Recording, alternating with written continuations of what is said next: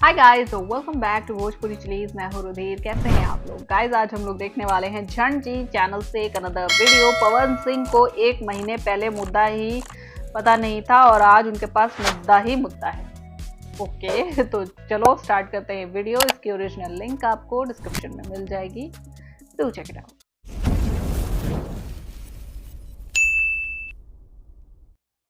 बाकी मुद्दा तो अभी से तो बहुत सारा है सर। आज के एक महीने के पहले जिस बंदे को मुद्दे का मतलब तक पता नहीं था, मुद्दा मीन्स समझा नहीं। आज उसके पास मुद्दे ही मुद्दे हैं। बढ़िया सड़क हो गई, बिजली पानी का व्यवस्था सही हो, बढ़िया स्कूल कॉलेज हो और बढ़िया से इलाज का व्यवस्था हो। फर्क बस इतना है कि जो लोग तब मुद्दा का मतलब ना पता होने की वजह से पवन सिंह को ट्रोल कर रहे थे, आज उनको ये जानने के लिए समय ही नहीं है कि पवन सिंह जिस मुद्दे की बात कर रहे हैं उस पर कितना खरा उतरेंगे। दर एक मिनी फिल्म सिटी भी बनाऊंगा। यही चुनाव खत्म होने के बाद कोई जीत जाएगा, कोई हार जाएगा और फिर यहाँ से चला जाएगा। फिर दांत चियार दोगे पट्ट से नहीं कि देखो हमारे लिए तो कोई काम नहीं करता है, हम तो गरीब हैं, हम बेरोजगार हैं, घर पर बैठे हैं, कुछ काम धंधा नहीं है, पट्ट से दांत चियार दोगे। लेकिन जब आज पूछने की बारी है कि भैया जीत जाओगे तो क्या करोगे, हमारे रोजगार के लिए क्या करोगे, हमारे बच्चों की शिक्षा के लिए क्या करोगे, नहीं, कौनो नहीं पूछ रहा है। सब 24 घंटा सिर्फ यही जाप लगाए बैठा है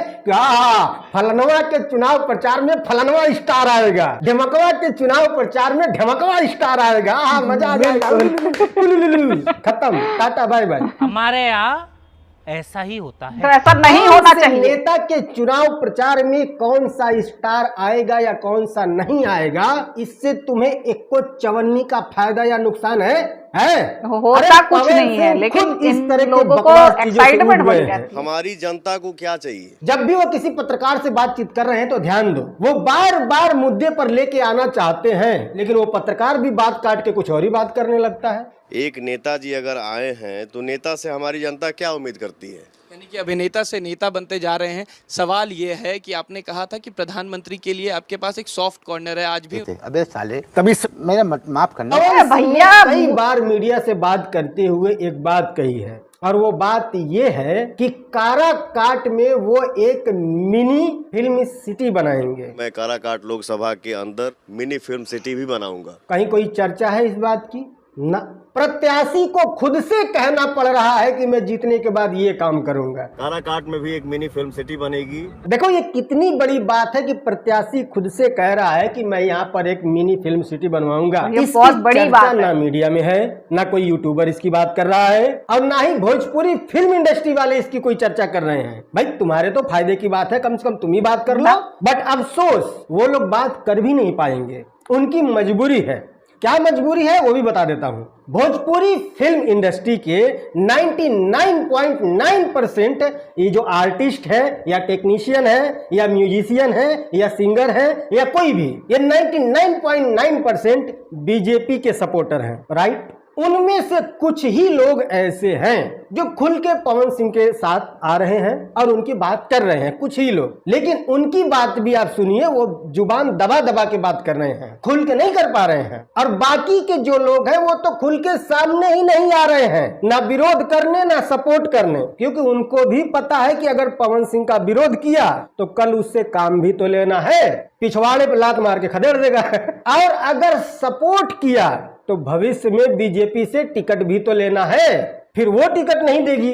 नहीं, भोजपुरी में जितने भी आर्टिस्ट हैं उनमें से ज्यादातर लोगों की इच्छा है बीजेपी के टिकट पे चुनाव लड़ने की, बस अफसोस टिकट ही नहीं मिल रहा है। लेकिन ये कोशिश तो आगे भी जारी रहेगी ना टिकट लेने की। तो अगर खुल के पवन सिंह के समर्थन में गए तो पता है वहां से लात पड़ेगी, और अगर विरोध में गए तो यहां से लात पड़ेगी। इसलिए कोई खुल के नहीं बोल पा रहा है। इकलौता वही अरविंद अकेला कल्लू है, वो भी बीजेपी के ही सपोर्टर हैं। पवन सिंह के समर्थन में जाने की उनकी जो मजबूरी है वो ये है कि पवन सिंह उनके गुरु हैं, तो जाना ही पड़ेगा गुरु के समर्थन में। दूसरी बात कि अगर पवन सिंह काराकाट में फिल्म सिटी बनवा भी देते हैं तो उससे आम जनता को क्या लाभ है? यहाँ भी फिल्म सिटी बने, यहाँ भी फिल्म का शूट हो, और यहाँ आप कहोगे कि भाई वहाँ रोजगार मिलेगा लोगों को, फिल्म की शूटिंग होगी तो क्या सच में वहाँ फिल्म की शूटिंग होगी भी या नहीं? सवाल तो ये भी है ना, क्योंकि फिल्म डायरेक्टर वगैरह, कितनी फिल्में शूट होती है, डायरेक्टर वगैरह सब्सिडी पे ज्यादा ध्यान देते हैं। तो ये बनाएंगे नहीं काराकाट में। तो पटना में इतनी बड़ी फिल्म सिटी है, वहाँ फिल्में शूट ही नहीं हो रही हैं तो काराकाट में आप कितनी बड़ी फिल्म सिटी बना लोगे भाई? और वहाँ कोई क्यों फिल्म शूट करेगा? क्या लाभ है उसको वहाँ पर फिल्म शूट करने से? आजकल भोजपुरी में जितनी भी फिल्में शूट हो रही हैं उसमें 90% फिल्में यूपी में शूट हो रही हैं। क्यों? क्योंकि वहाँ पर फिल्म शूट करने के लिए सब्सिडी मिलती है सरकार की तरफ से। बस उसी सब्सिडी के लिए सारे के सारे फिल्म मेकर पटना से अपना झोरिया झंपट ले करके भाग करके डेरा डाले हुए हैं बनारस और गोरखपुर में। तो आप अगर काराकाट में फिल्म सिटी बनाओगे तो वहाँ कोई क्यों जाएगा? वहाँ सब्सिडी भी नहीं मिलेगी। आप फिल्म सिटी की बात मत करो, सब्सिडी की बात करो। अभी देखो पूरी इंडस्ट्री से हो हल्ला करके आपके समर्थन में लोग आएंगे। दिलवाओगे आप बिहार सरकार से सब्सिडी? बात तो करो कम से कम इसके बारे में। नहीं दिलवा पाए तो भी क्या हुआ, बात तो करो कम से कम। बात उठेगी तो दूर तक जाएगी, और जब बात दूर तक जाएगी तो वहां से भी कुछ न कुछ रिप्लाई जरूर आएगी, है ना। सिर्फ फिल्म सिटी बनाने से कुछ नहीं होने वाला, कोई शूट नहीं करेगा वहाँ पे फिल्म, ठीक है। और जब फिल्म शूट नहीं होगा तो रोजगार तो गया तेल लेने, कोई फायदा नहीं होने वाला इसका। बस यही वजह है कि कोई भी आपके इस वाले मुद्दे पर ध्यान नहीं दे रहा है, क्योंकि सबको पता है कि फिल्म सिटी बनाने का चवन्नी भर का ना आम आदमी का कोई फायदा है, ना फिल्म इंडस्ट्री वालों को कोई फायदा है, और आप बनवा भी नहीं पाओगे। निर्दलीय होकर तो आप बिल्कुल नहीं बनवा पाओगे। जाहिर सी बात है, फिल्म सिटी बनाने के लिए अपने घर के छत पे तो बनवाओगे नहीं, है ना। उसके लिए खूब बड़ी जमीन चाहिए। जमीन कौन देगा? सरकार देगी। और सरकार में कौन है वहाँ पे? नीतीश कुमार। और आप हो निर्दलीय, तो नीतीश कुमार बेवकूफ़ हैं, आपको जमीन देंगे? क्यों देंगे भाई? और जब नहीं देंगे तो कहाँ है? अपने घर के छत पे बनवाओगे? कहाँ बनवाओगे? लेकिन हाँ, पवन सिंह जो चाल चल रहे हैं, जो खेल वो खेल रहे हैं, इससे पक्का उनको जमीन मिल जाएगी। और वो खेल ये है कि पवन सिंह कागजी तौर पर निर्दलीय भले ही चुनाव लड़ रहे हैं, लेकिन वो कैंडिडेट बीजेपी के ही हैं। डायरेक्ट अगर बीजेपी उनको मैदान में खड़ा कर देगी तो जाहिर सी बात है उपेंद्र कुशवाहा से नाराजगी हो जाएगी, तो निर्दलीय खड़ा कर दो। पवन सिंह ने अभी भी बीजेपी की सदस्यता नहीं छोड़ी है, और ना ही बीजेपी ने उनको पार्टी से निष्कासित किया है, और उसके बावजूद भी वो निर्दलीय चुनाव लड़ रहे हैं एनडीए के खिलाफ। इसका मतलब क्या है? कोई भी प्रत्याशी अपनी ही पार्टी के खिलाफ चुनाव लड़ने का सिर्फ ऐलान तो करे, पार्टी निकाल के बाहर फेंक देती है। लेकिन पवन सिंह को अभी तक भी रखा गया है। क्यों? क्योंकि बीजेपी ने कान को ऐसे पकड़ने की बजाय ऐसे पकड़ा है, ठीक है। भले ही कुछ लोग कहे कि स्वाभिमान के साथ कोई समझौता नहीं, सबसे पहला कालिख उन्हीं के मुंह पे पोता जाएगा, ठीक है। तो शायद इस कॉन्फिडेंस की वजह से पवन सिंह कह रहे होंगे कि मैं यहाँ फिल्म सिटी बनवाऊंगा, क्योंकि निर्दलीय होकर के आप कोई भी बड़ा काम नहीं कर पाओगे। आपको सरकार का सपोर्ट चाहिए, सरकार का समर्थन चाहिए, तभी आप कोई बड़ा कार्य कर सकते हो। कोई भी बड़ा काम करने से पहले आपको सरकार से परमिशन लेनी पड़ती है, और अगर आप सरकार के खिलाफ हो तो सरकार आपको परमिशन क्यों देगी? क्यों देगी भाई? तो अगर किसी भी प्रत्याशी को अपने क्षेत्र में कोई बड़ा कार्य करना है तो उसको सरकार से मिलना ही पड़ेगा। और आप लिख के रख लो, पवन सिंह आज नहीं तो कल बीजेपी से जरूर मिलेंगे, ओके। दूसरी बात की, कोई भी बड़ा कार्य करने के लिए आपको एक बड़े बजट की जरूरत होगी, और सांसदीय निधि में जितना पैसा आता है उतने में तो फिल्म सिटी का उद्घाटन भी नहीं हो पाएगा, बनाना तो बहुत दूर की बात है। तो पैसा किससे लेना होगा? सरकार से। पवन सिंह अपना घर बेच के तो बनवाएंगे नहीं, तो सरकार आपको ये काम करने के लिए पैसा क्यों देगी? अगर आप सरकार के विरोध में खड़े हो तो देगी? बड़ा काम करने के लिए अगर आपको सरकार से परमिशन चाहिए, सरकार से जमीन चाहिए, सरकार से पैसा भी चाहिए, तो सरकार को भी तो आपसे कुछ चाहिए ना। तो क्या चाहिए? आपका समर्थन चाहिए। तो कुल मिला के बात यह है कि पवन सिंह को अगर बड़ा काम करना है तो उनको सरकार को समर्थन देना होगा, और वो देंगे, लिख के रख लो।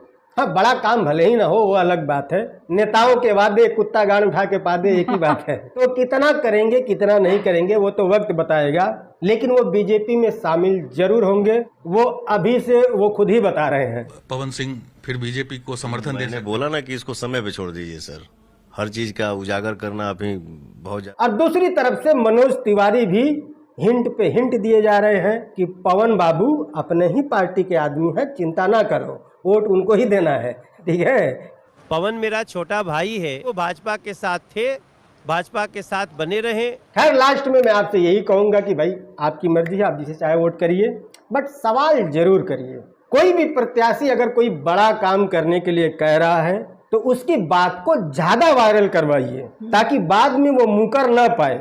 जब भी वो मुकरना चाहे अपने वादे से तो वही वीडियो दिखाइए कि तुमने ये कहा था, ताकि उसको थोड़ा तो अगर स्वाभिमानी होगा तो उसको शर्म आएगा और वो करवाएगा काम।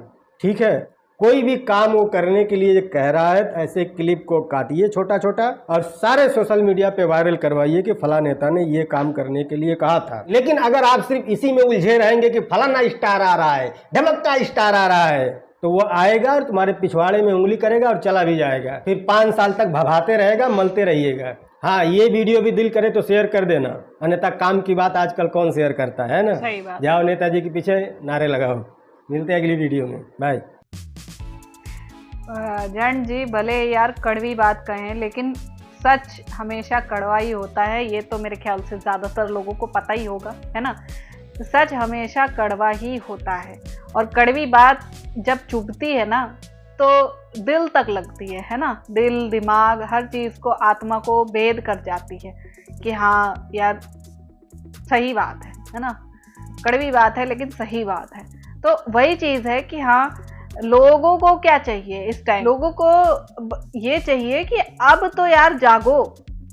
इतने सालों बाद भी अब अगर आप जागते नहीं हो, अगर अपने आप के लिए जागरूक नहीं होते हो, तो फिर कब जागोगे? हैं, जब सब कुछ बर्बाद हो जाएगा तब जागोगे।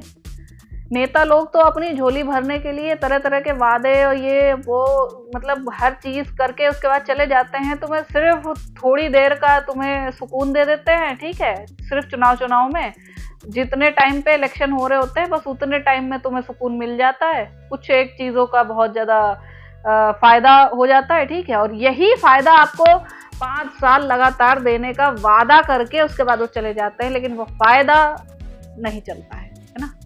क्योंकि तुम खुद देखो, चुनाव के टाइम में तुम्हें क्या क्या सुविधाएं नहीं मिलती हैं, क्या क्या सुविधाएं नहीं मिलती हैं। गांव में पूरी लाइट आती है, ठीक है। पानी की समस्या वो भी दूर हो जाती है। सड़कें बनती हुई तुम्हें दिखाई देंगी, है ना।